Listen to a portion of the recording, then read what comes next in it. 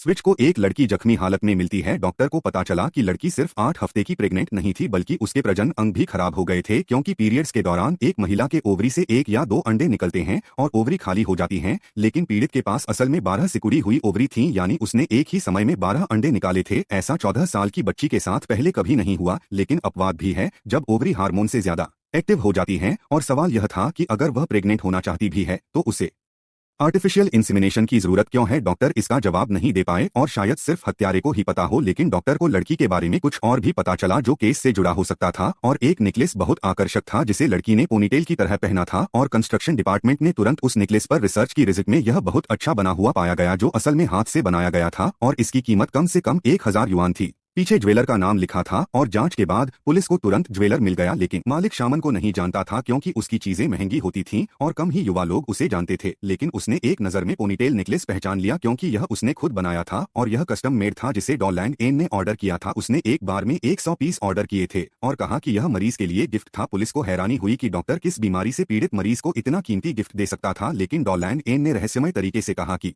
मैं मरीज को जल्दी ठीक करने का वादा करता हूँ, यानी यह इनफर्टिलिटी का इलाज था। लेकिन पुलिस को इसमें दिलचस्पी नहीं थी, बल्कि उन्होंने सीधे शामन के बारे में पूछा और डॉक्टर ने कहा कि वह उसे नहीं जानता। हालांकि नेकलेस कस्टम मेड था, लेकिन यह शायद किसी और मरीज के लिए बनाया गया हो। इसलिए पुलिस ने डॉक्टर से मरीजों की लिस्ट मांगी, लेकिन डॉक्टर ने देने से मना कर दिया। पुलिस कुछ नहीं कर सकती थी, लेकिन चूंकि वह रिसर्चर था इसलिए उन पर शक हुआ और उन्होंने उसकी पृष्ठभूमि जांची तो पता चला कि वह बांझपन और फर्टिलिटी का विशेषज्ञ था और शांगलियू मिंगयुआन का मालिक भी था। लेकिन सवाल यह था कि वह 14 साल की लड़की में कैसे दिलचस्पी रखता था। नेकलेस के अलावा कोई और संबंध नहीं था, इसलिए डॉक्टर और शामन के बीच संबंध जानने के लिए पुलिस ने प्रोसिक्यूटर से सर्च वारंट की मांग की, लेकिन प्रोसिक्यूटर ने कहा कि सीधे सबूत के बिना यह संभव नहीं है। हालांकि पुलिस को टैक्स रिकॉर्ड जांचने की अनुमति मिल गई और पता चला कि उनके नाम पर कोई फोन रजिस्ट्रेशन नहीं था और कंपनी के कई व्यावसायिक संपर्क बहुत जटिल थे। ऐसा नहीं था कि एक दिन में कोई सुराग मिल जाए, लेकिन तभी किसी ने डॉलैंड एन के खिलाफ शिकायत कर दी।